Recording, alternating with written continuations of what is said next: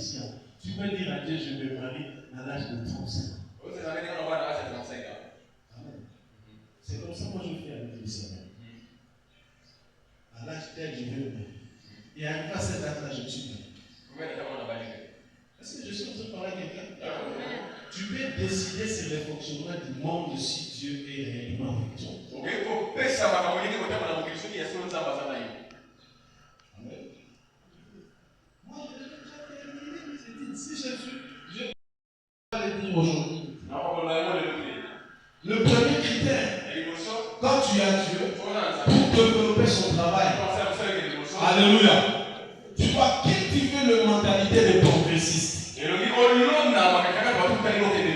Tu dois développer la mentalité de progressiste. Quand je fais un petit business, je dois avoir le mental. C'est-à-dire, vous êtes pas berger. Mental, c'est pas vraiment le conseil. C'est-à-dire, je dois avoir une attitude de quelqu'un qui ne va pas reculer, qui va aller de l'avant. Donc, on va mettre la dame au bail, avec un moisi, on va nous la dans les chemises. Au bout d'un esprit, on a noir. Au bout d'un mot, on a la chimo, au bout d'un mot, on a la païen. Mais ma chrétien, il pense que c'est Dieu qui va avoir le mental pour eux. La mentalité, c'est l'état d'esprit. Mais quelqu'un développe en lui. Moi, je dois aller de l'avant.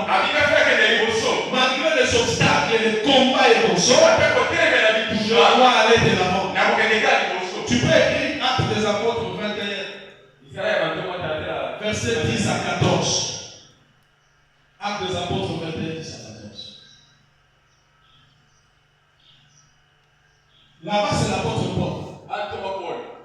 J'ai dit qu'il faut développer, il faut cultiver une mentalité de progressiste. Pas de pessimiste. Non, moi je pense que ça ne va pas marcher. Alléluia. L'apôtre Paul, que Dieu a appelé, Dieu lui a confié une grande mission d'éduquer l'église. Et cet homme de Dieu, il savait déjà qu'il y aura des hauts et des bas. Les hauts et les bas. Et un jour, dans le chapitre 21, il devait se rendre à Jérusalem pour participer au concile de Jérusalem. Or, là-bas, on l'attendait pour le faire disparaître, pour le faire du mal, même les tuer. Et pendant qu'ils étaient là en train de prier, un prophète, il entre en transe. Il commence à prophétiser sur les choses. Ils entrent dans une chambre, il entre, il prend une ceinture, il dit la ceinture ici appartient à qui? La personne propriétaire de cette ceinture, le voyage qu'il va faire, c'est un voyage de mal, de la mort. Parce qu'il mourra là-bas. Il sera capturé, enchaîné, jeté en prison et mourir. Moi, j'ai déclaré, ainsi dit l'Éternel. La Bible dit toute la salle était dans le mois.